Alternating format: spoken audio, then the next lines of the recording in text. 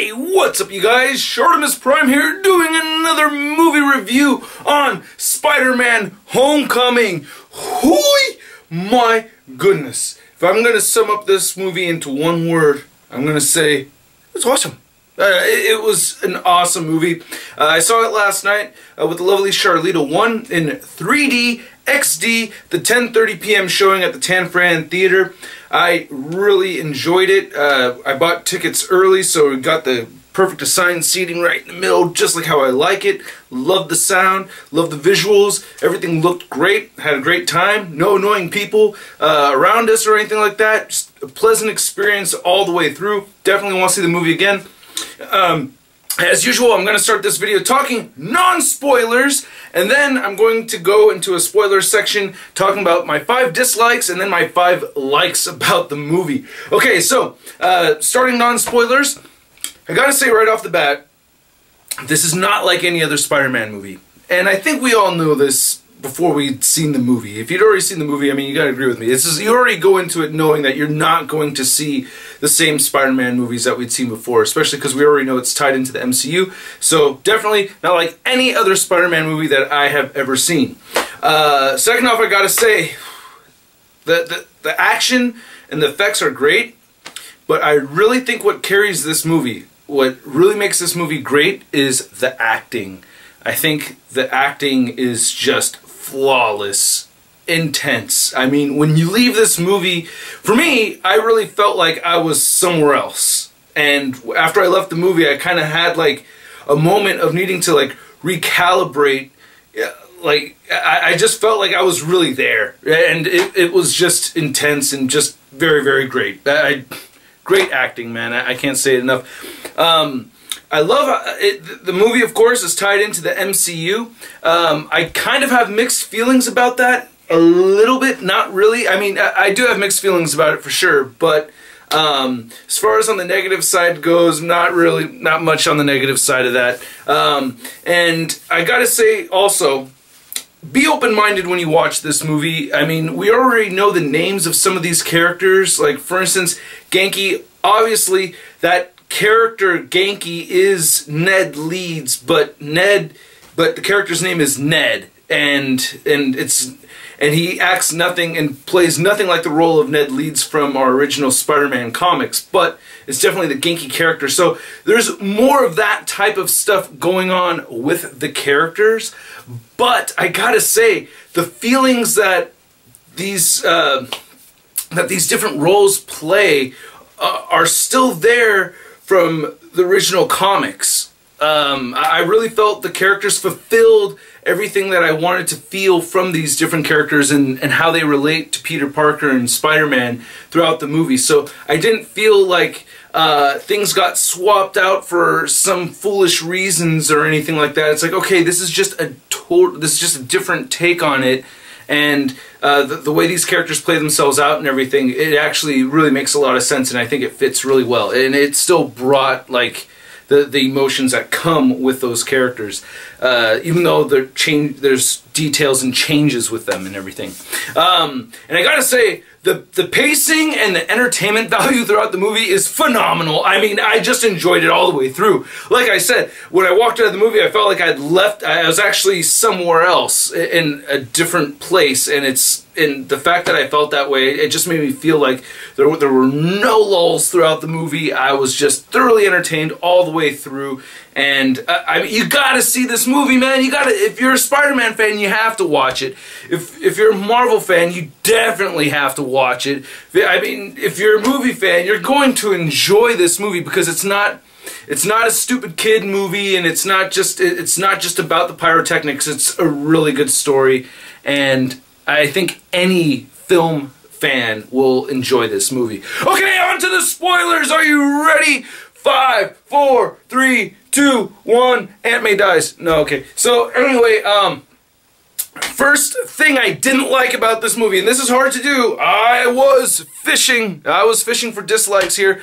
But I will say the lack of city swinging. This is, like, again, this is not a Spider-Man movie we've really seen before, and we're seeing different stuff in this movie, and we don't really see a whole ton. I mean, it's there, but we don't see a whole ton of Spidey swinging throughout the city and all that stuff, which doesn't really bother me that much because I've seen a lot of that already. And in Amazing Spider-Man 2, I think it was Amazing Spider-Man 2, I kind of had this feeling like, oh wow, this is like all, like I could just watch Spider-Man swing throughout the city. I felt like there was a lot of that without any real purpose. And in this movie, you know, all the action definitely has purpose. So it didn't really bother me that much, but not that much Spidey swinging. Probably one of my biggest concerns, and then again, not a huge concern because I really liked the movie a lot, but no J. Jonah Jameson or any character to fulfill that role at all whatsoever. I mean, you could kind of was a kid, Betty Brant and Jason, you know, the school news. I mean, that doesn't count, man. Come on. But there's nothing that really fulfills that J. Jonah Jameson role. But our timeline here for Spider-Man and his existence and everything is maybe not really ready for that yet. So, again, it doesn't really bother me too much. Also, a little bit of discrepancy with the timeline here, right? Because this movie takes place right after the Shatari invasion, which, oh my god, I loved that so damn much. I mean, really, dude. You took us back to the Battle of New York, and and all the rubble and the destruction. You see the Leviathan on the ground. I mean, it looked like it was the same Leviathan where Hulk punched Thor. And I mean, dude, incredible. Another thing is that we have Tombs, you know, excavating and everything, and I love that the Vulture really was, you know, a scavenger. That was awesome. But tie into the Kingpin somehow, possibly. I mean, go back to the Daredevil Netflix series. You know, we have the Kingpin profiting big on the construction and rebuilding and all that stuff. I mean, it's just a possibility that Toombs had a contract with Kingpin at some point in time. Maybe there's a connection right there. I'm getting ahead of myself to the things I liked about this movie. I'm going to move forward with my list right over here. Okay, the Avengers movie, okay, so it's almost an Avengers movie. There's so much Avengers stuff in here that it is really closely tied to the Avengers, a lot more than I really thought it would be. But the way things work out, it's kind of like this movie had the Avengers training wheels on Spider-Man while he's riding this tricycle or his bike, and then it's kind of like by the end of the movie, it's like the training wheels come off, and we're like, okay, now we're going to move forward. In the future, we're going to move on to like more of a true solo Spider-Man thing, because Spider-Man really is a solo hero, but this movie is not really so solo. So even though it was kind of like, oh, this is not Spidey in his purest, this is not really the Spidey I remember, this is really the best Spidey that we're getting for 2017. I really think they just nailed it, man. Okay, anyway, another big complaint, I feel like this is a legit complaint, is Spidey's secrets not gonna last, bro. I mean, Genki's already screwing it up, dude. And you got, bro, I mean, we all have like our secrets, right? I mean, you have your secrets with your best friends, and it's like, when you have those secrets, like, you know your homies got you because you don't talk about it, right? Like, you don't even bring it up, like, ever. Like, even if it's just the two of you hanging out, you don't bring it up. And if it does, it's like, hey, I thought we were gonna pretend this shit never happened, bro. You know what I mean? Like, I don't, it's like, no, but for real. It's like you don't talk about it at all, and Ned's just blabbing and going and asking, and it's like, okay, dude, this is like way too much, especially with Michelle, aka Mary Jane, just kind of stalking Peter around. It's like, dude, like, it's, and then the whole thing at the very end, again, I'm getting ahead of the movie, you know what I mean? And I'm not going to discuss every single Easter egg in this movie and every single point of this movie, but I'm just gonna say, it's like with Aunt May finding out at the very, very end, which I thought was great. You know, what the fuck? Yeah, I thought that was awesome, but it's like, that secret's not going to last, man. There's no chance. There's no chance for that secret to hold up at all. So that kind of bothers me a little bit, especially because he's so young. And if he's so young and you already have 3 people that already know for sure, right? Because, I mean, well, no, 4, 5. How many people know already? What, we have Stark, we have Pepper Potts, we have Happy, we have May, Genki, and MJ kind of knows. Like, it's like we have at least 5 people already truly know. And he's a 15-year-old Peter Parker right now, and it's, I don't know, dude, it's just getting started and hell people know already. Just saying, I don't think the secret's gonna last, and that bothers me a little bit. I felt like this movie, one thing I would have really liked, I saw another reviewer mention how, like, oh, it would have been nice, I think it was Black Nerd Comedy, Andre had mentioned something like, it would have been nice if we had gotten like a quick rundown for the backstory of Peter and the whole Uncle Ben thing and all that, and like, because there's got to be at least one person out there in the movies watching this that has not seen any of the other Spider-Man movies, and I don't totally agree with that, but I will say I did feel a loss of Peter's concern for Aunt May. That's a very serious thing, especially in the early comics with Peter Parker. He is really concerned and needs to really look over Aunt May. And during that scene when he's buried in the rubble and he's got to lift himself up, I can't remember the issue number, but it was, I mean, I'm pretty sure that was still, it may have been Ditko who even drew that comic. It was really early on in the comics, but I think it was during a fight with Doc Ock where he's just crushed by all this rubble and all this water, and he's got to pull himself out of it, which I loved. I loved the way it was shot. I loved the way it was done, an homage to that scene from the comics and everything. But what really gets him out of that is his concern for Aunt May. He's got to do it for Aunt May. He can't. This is beyond him. And I wish that was more of a motive for him to take care of his aunt. I wish we'd seen his aunt almost like a little bit more in distress. I'd like to see a little bit of a weaker Aunt May. I'd like to see a concern for Peter to really have to look over his aunt, because there really is like an issue there with Spidey, with Peter and Aunt May kind of even being a little bit too close, you know what I mean? Or it gets a little bit weird, you know what I mean? Not too close in a weird, like, you know, in a sensual way at all or anything like that. It's just that it's like the mother, it's like, you know, cut the umbilical cord off already kind of deal. And Gwen mentions that in the comics too. She doesn't say it like that, but she's like, hey, you know, man, you're kind of clinging on this guy. This is like a little much, you know what I mean? Which is going to go back to another thing I'm going to talk about in a minute. Because, anyway, so those are, and then I got to say another thing that, not a huge complaint, but something I noticed,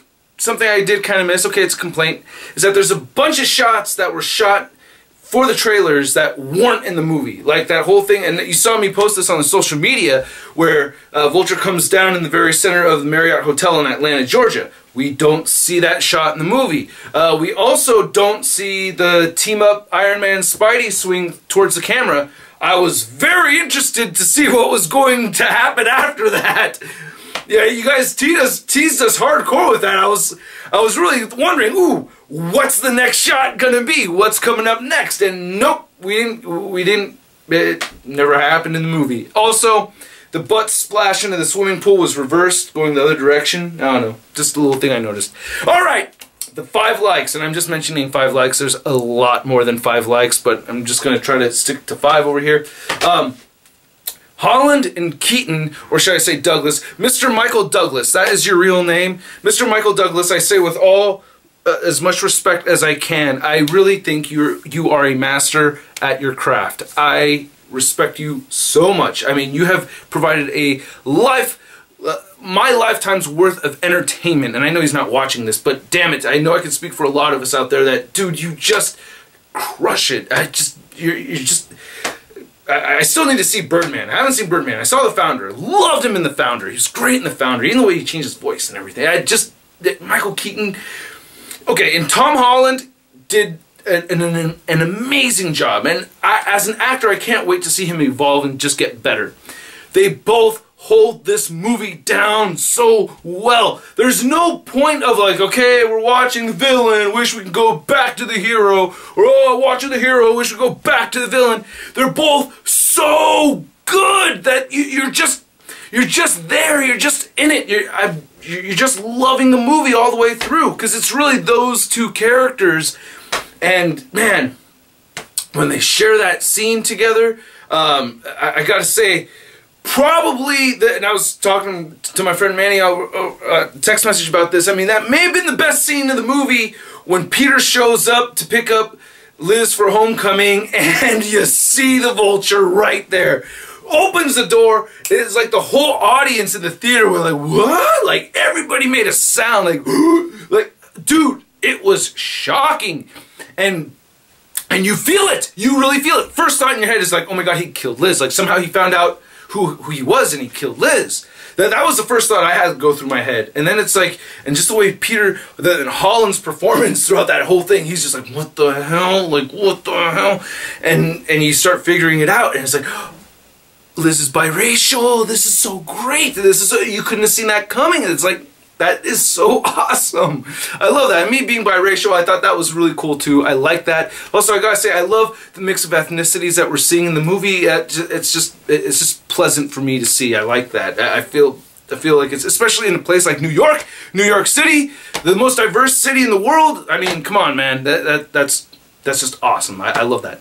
Okay, the way the villains were handled in this movie was spectacular. I love the way they did this. We have the first Shocker go, we have the next Shocker, but what I really like is that the relationship between Shocker and the Vulture was great to me, because there's that moment when the Shocker's like, hey, I'm bouncing out of here. I'm not dealing with this no more. I don't want to do this job with you, and I'm going to take off. And Vulture's like, okay. Like, there's a respect there between them. He's like, okay, you can go, but you really may want to reconsider this job, because this is going to be a big one. And he does it on his own terms. And Shocker does this on his own terms, which is great. I thought that was awesome. Also, bringing in the Scorpion, I thought that was very cool. If you notice, in the trailer, when Spidey's stuck in the trailer with all the old weaponry and all that stuff, did you see the Doc Ock tentacles? I saw Doc Ock tentacles in there. So very excited about that. I also heard about there being hints towards the Prowler. I didn't really catch that. I saw what could have been,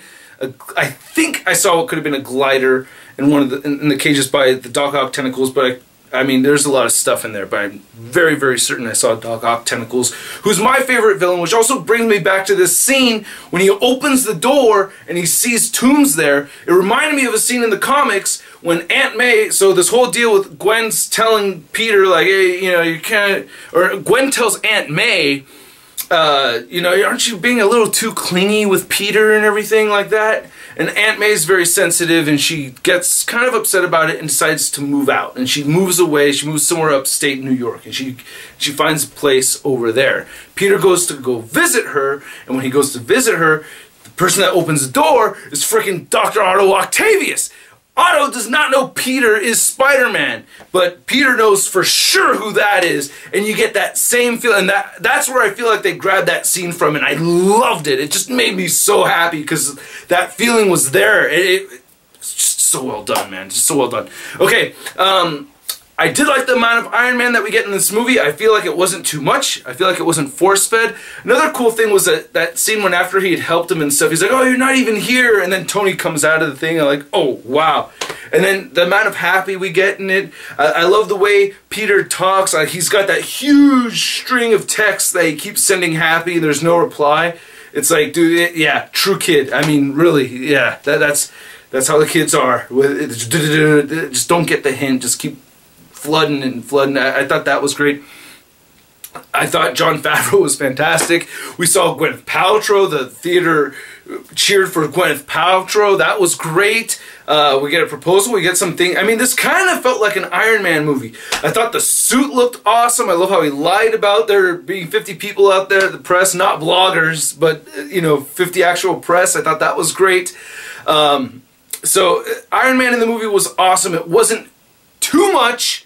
It was good. It was good. This was just a great way to kind of send Spidey off on his own. It was more than what I was expecting, but I think this just really worked beautifully. I thought the humor was spot on in this movie too. I really liked the humor. It wasn't forced. I thought we had a really good amount of humor in there. I liked it.